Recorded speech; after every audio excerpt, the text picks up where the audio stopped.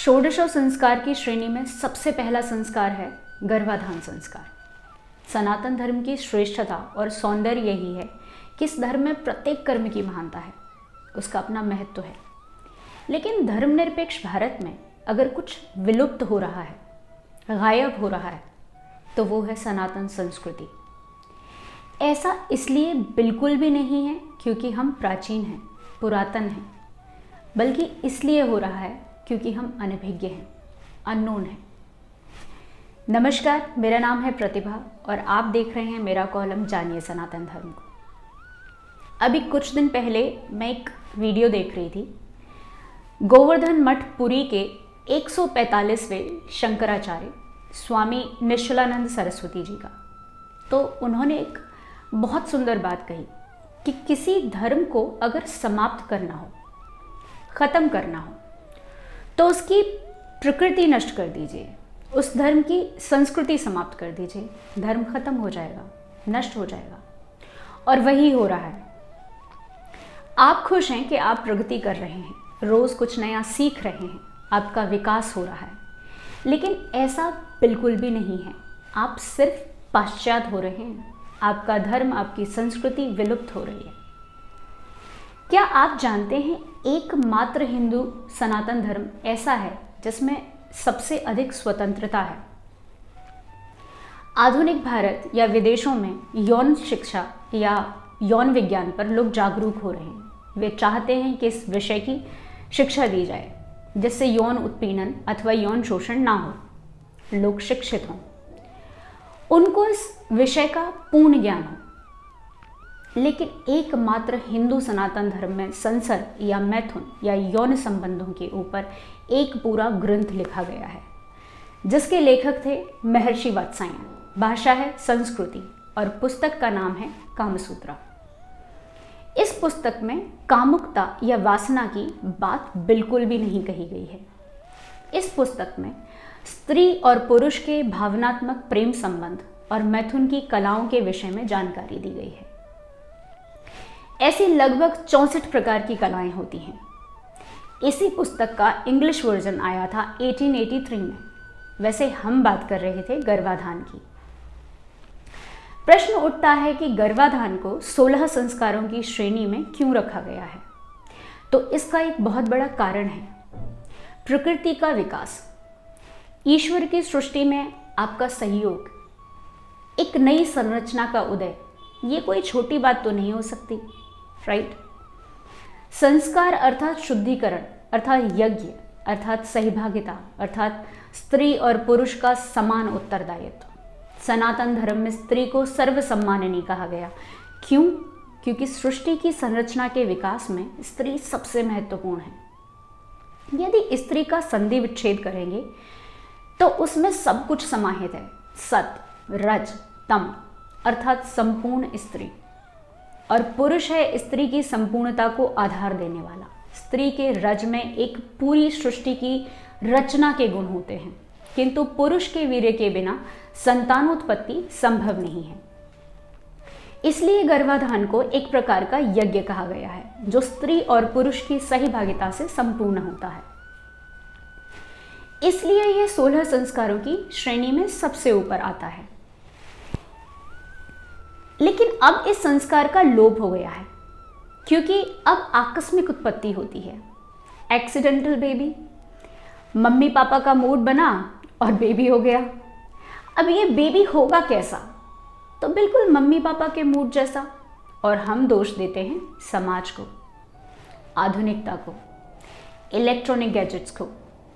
माता पिता का आचरण, व्यवहार, खान पान, दिनचर्या जैसी होगी, बालक भी बिल्कुल वैसा ही होगा, उसकी प्रवृत्ति बिल्कुल वैसी ही होगी। क्योंकि आप जैसा बीजारोपण करेंगे वैसे ही फल की प्राप्ति होगी। गर्भाधान का अर्थ भी यही है।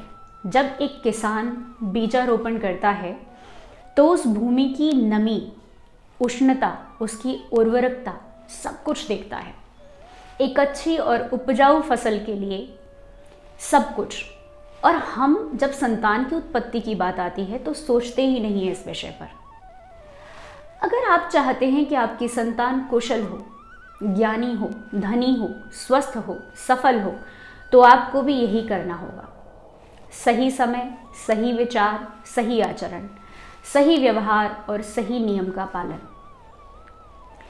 उत्तम संतति की इच्छा रखने वाले माता पिता को गर्भाधान से पूर्व अपने तन और मन की पवित्रता के लिए ये संस्कार करना चाहिए। शास्त्रों में इसके लिए कुछ सरल उपाय हैं, सरल तरीके से बताए गए हैं। चरक संहिता के शरीर स्थान के सूत्र के अनुसार स्त्री की आयु 16 वर्ष से अधिक होनी चाहिए। मानसिक और शारीरिक रूप से वह संतुलित और स्वस्थ होनी चाहिए और गर्भाधान से पूर्व 36 बार रजोदर्शन से शुद्ध हो चुकी हो, मतलब इतनी बार उसे रजस्वला हो चुकी हो। पुरुष की आयु भी सामान्य रूप से 21 वर्ष की होनी चाहिए। ऋग्वेद एवं ज्योतिष विज्ञान के अनुसार भी कुछ विशेष किंतु सरल नियम बताए गए हैं। ऋतुकाल अर्थात मासिक धर्म के बाद जो ऋतु स्नान बताया गया है वो इस प्रकार है। लेकिन उससे पहले मैं आपको एक बात बता देना चाहती हूँ कि ये जो नियम मैं आपको आगे बताने जा रही हूँ ये साधारण काल के लिए नहीं है, बल्कि एक विशेष संस्कार अर्थात गर्भाधान संस्कार की दृष्टि से बनाए गए हैं, तो उनका पालन वैसे ही करें। हम बात कर रहे थे ऋतु स्नान की। मासिक धर्म के बाद 5वें दिन ऋतु स्नान करना चाहिए। महर्षि वेदव्यास द्वारा लिखित सबसे प्राचीनतम वेद ऋग्वेद में लिखा है कि स्त्री के ऋतुकाल के प्रारंभ के प्रथम दिन से, मतलब आपके मेंस्ट्रुएशन के फर्स्ट डे से जिस दिन स्टार्ट होता है उस दिन से लेकर 16वें दिन तक स्त्री के गर्भाशय का मुख खुला होता है, जिसमें से पहले 5 दिन जो मासिक धर्म के होते हैं, अगले 5 दिन जो स्त्री शुद्धिकरण के होते हैं, उसके बाद 11वें दिन से अगले 6 दिन गर्भाधान के सबसे उत्तम दिन बताए गए हैं और विज्ञान भी इनकी पुष्टि कर चुका है। अब मैं आपको शीघ्र गर्भाधारण की कुछ विशेष तिथि और नक्षत्र बताऊंगी, जिसे मैंने डिस्क्रिप्शन बॉक्स में भी दिया हुआ है, आप वहां से क्रॉस चेक कर सकते हैं। सबसे पहले वो नक्षत्र जिनमें ऋतु स्नान करना चाहिए: स्वाति, अश्विनी, मृगशिरा, अनुराधा, धनिष्ठा, धनिष्ठा के प्रथम 2 चरण, रेवती, रेवती के अंतिम 2 चरण और रोहिणी नक्षत्र सर्वश्रेष्ठ होते हैं। पंचक नक्षत्र ऋतु स्नान के लिए वर्जित बताए गए हैं। जैसे किसी भी शुभ कार्य के लिए पंचक वर्जित होते हैं, पंचक नक्षत्र में आते हैं धनिष्ठा नक्षत्र के अंतिम 2 चरण, शतभिषा, पूर्व भाद्रपदा, उत्तर भाद्रपदा और रेवती नक्षत्र के प्रथम 2 चरण। अब हम बात करते हैं तिथियों की। तो अमावस्या, पूर्णिमा, एकादशी, प्रतिपदा, चतुर्दशी, रिक्ता तिथि, क्षय तिथि, भद्रा तिथि, ये सभी गर्भाधान के लिए वर्जित तिथियां हैं और ग्रहण काल भी गर्भाधान के लिए वर्जित कहा गया है। वैसे सामान्य रूप से भी ग्रहण काल में संसर्ग करना वर्जित है। गर्भाधान के लिए सही समय कहा गया है रात्रि का प्रथम पहर अथवा तृतीय पहर। वैसे तो सामान्य रूप से दिन के तृतीय पहर और ब्रह्म मुहूर्त काल को मैथुन या संसर्ग के लिए वर्जित कहा गया है, किंतु गर्भाधान के लिए ये सर्वश्रेष्ठ समय बताया गया है। ये एक इम्पॉर्टेंट बात है कि गर्भाधान कभी भी अंधकार में नहीं करना चाहिए, तो वहाँ पर एक प्रॉपर लाइट होनी चाहिए। ध्यान रहे ये कोई सामान्य प्रक्रिया नहीं है, ये स्त्री और पुरुष के संसर्ग अर्थात स्त्री और पुरुष की सहभागिता से होने वाला सबसे उत्तम यज्ञ है, जिससे सृष्टि की रचना होती है, प्रकृति की वृद्धि होती है। अंत में सबसे ज़रूरी, सबसे महत्वपूर्ण बात, जो माता पिता पुत्र की कामना से ये यज्ञ करते हैं उनको कृष्ण पक्ष में सम दिनों अर्थात ऋतु काल के बाद 12वें, 14वें और 16वें दिन संसर्ग करना चाहिए। पुत्र प्राप्ति के लिए सबसे उत्तम दिन होते हैं रविवार, मंगलवार और गुरुवार।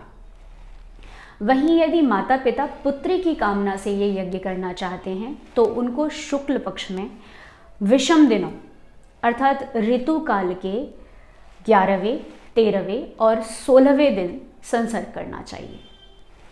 पुत्री प्राप्ति के लिए सोमवार, बुधवार और शुक्रवार को सबसे उत्तम कहा गया है। स्त्री और पुरुष के रजोवीर्य से संतान की उत्पत्ति होती है, इसलिए उत्तम संतान के इच्छुक माता पिता अपने आचरण, व्यवहार, भोजन और विचारों को संतुलित एवं संयमित रखें। ये सबसे आवश्यक बात है। जिस प्रकार आप एक उत्तम पुत्र या पुत्री की कामना से ये यज्ञ कर रहे हैं, ठीक उसी तरह ब्रह्मांड में अनेक आत्माएं अपने कर्मानुसार नए शरीर और नए माता पिता का चयन करने के लिए भ्रमण कर रही हैं। इसलिए गर्भाधान से पूर्व स्नान आदि से निवृत्त होकर अपने इष्ट देव, देवी या सद्गुरु का ध्यान करके सच्चे मन से प्रार्थना करें कि हे ईश्वर, ऐसे पुत्र या पुत्री से सम्मानित करें। जैसी भी आपकी कामना हो वैसा विचार अपने मन में करें, वैसी प्रार्थना करें। वासना और कुत्सित विचारों का त्याग करके संपूर्ण प्रेम और सद्भावना से यज्ञ में सम्मिलित हों, क्योंकि स्त्री और पुरुष जिस भाव से संबंध स्थापित करते हैं वैसी ही संतान की उत्पत्ति होती है। इस वीडियो में बस इतना ही। अन्य सभी सनातन संस्कारों की जानकारी, उनकी वैज्ञानिक सत्यता और प्राचीन वैदिक सभ्यता के पुनरुत्थान के लिए देखते रहिए मेरा चैनल योगिनी प्रतिभा। जय श्री राधे कृष्ण।